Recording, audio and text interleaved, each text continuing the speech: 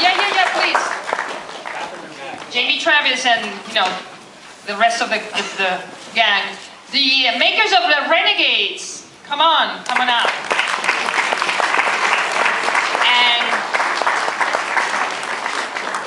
Family Jewel, come on. Big round of applause. Is anybody else? It's Topaz here? Come on. Topaz Adizes, the director of Laredo, Texas. So come on all the cast and crew, we want to see who made these films. Is anybody else? I'm missing anyone? Please step forward. Okay. Okay, just go down the line. And I'm going to pass the mic, and if you can say your name and what film you're, you know, related to and what you did for the film. And Hi, I'm Jamie Travis. I'm the writer-director of the Armoire. Topaz Adizes, director of Laredo, Texas. Jennifer Christopher, I was the actress in Family Jewels. Martin Stitt, I was the writer-director of Family Jewels. Jeff Bierman, cinematographer, Family Jewels. Amanda Kazarian, production designer, Family Jewels. Monde Byrd, producer, Family Jewels. Joe Walters, Renegade. Jim Hosking, writer-director of Renegades. Magnus von Horn, writer-director of Echo. okay, cool. So quick question, and I'd like for all of us to, you know, give a little bit of insight in this, is what was the genesis of the different films, and a little bit about the process and your job in there, like, you know, something, what was the most difficult thing, what was the most rewarding, but just, you know, saying something about, you know, each of the films. So Just a lot of questions. Maybe I'll choose one. The Armoire, I've been making films about sad children in the suburbs for some time now, and this is the third and final film in a trilogy called The Saddest Children in the World. The previous film was called The Saddest Boy in the World. And it was a comedy, a comedic trilogy. The Saddest Boy in the World was about a boy who attempts to hang himself at his 9th birthday party. I've always had this bizarre interest in the sadness of children, and the isolation of children, and I think I'm going to move on after this, now that the trilogy is complete. So in terms of the genesis, it's just been an ongoing preoccupation for me. Also, I come to writing very much from the perspective of an art director, and the design of the house was very much pivotal to the whole story. So, you know, when I started, it was very much about a boy moving through the various rooms of his house, and how that would play out, and how the house would itself be a character. So that would be the genesis. Maybe I'll pass it along. Laredo, Texas is part of a larger project that we did around. It's part of a larger project that we did around the world, where I traveled to numerous locations around the world and explored American identity in a global context. Out of that came a feature documentary and also some shorts. This is one of the shorts, and so that's kind of where it came from. Is just finding characters and having a personal conversation or personal experience where it speaks to a larger political context. I think there are two things which helped with the genesis of Family Jewels. I spent 6 years in the British Army, so I've been on operations to Northern Ireland and Kosovo and Afghanistan.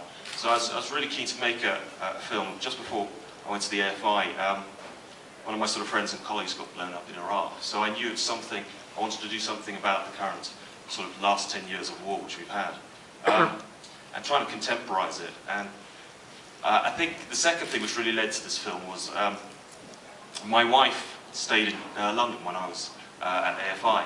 So we had always had this, you know, lovely time together when she came and visited or I went home, but always one of these nightmare evenings just before going. And so it's really this sort of culmination of that side of, you know, the personal side, and also my sort of previous background in the military.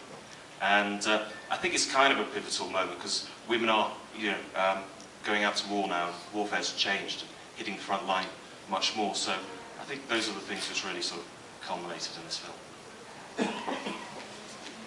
You can say something. I mean, like you were part of it. From the cinematography standpoint, I mean, we were inspired by a lot of some documentary films and kind of realist ideas. So it was just a matter of trying to create the reality of the situation. We shot a lot of footage for this movie, a whole lot.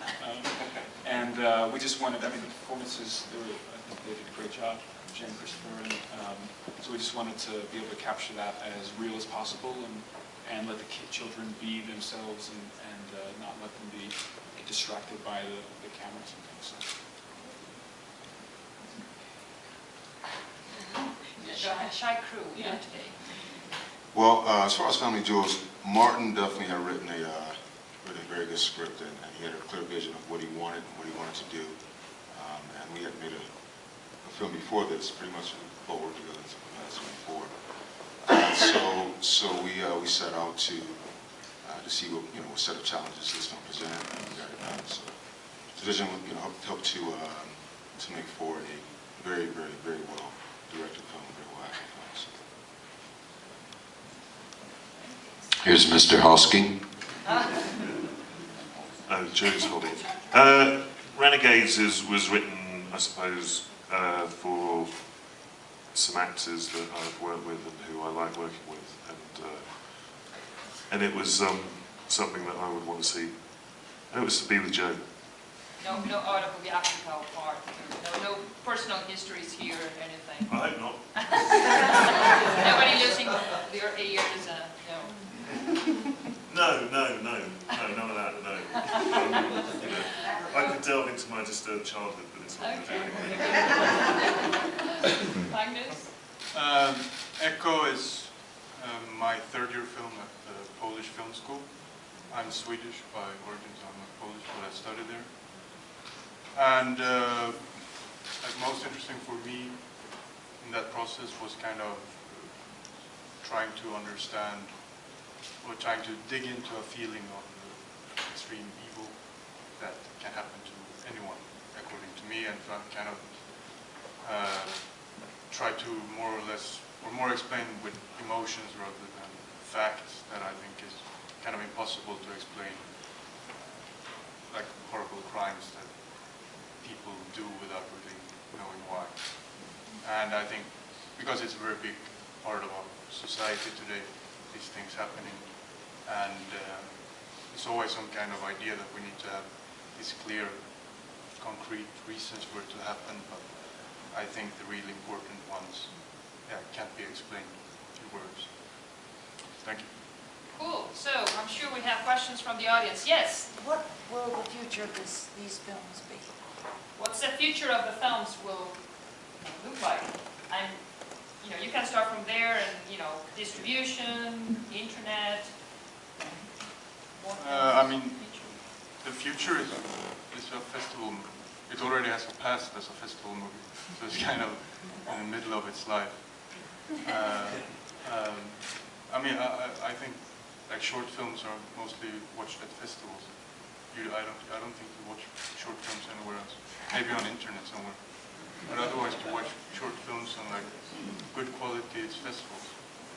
That's really nice that you're all here. Just lead to longer, more striking original work. Well, I think you're looking at the future. I mean, of these films. Each time we get an opportunity to make a film, we learn something about filmmaking. And hopefully, we can translate that into, maybe longer format or bigger, better projects. I think you're looking at the future there. I'd also say you guys are the future for these films. Hopefully you'll go off and tell family and friends that the short selection here is great fun to watch. And, so it's up to you to pass the word. But I must admit, just to say, whilst everybody's here, I've been blown away by the films today. They've been amazing. So it's been a real pleasure to be here.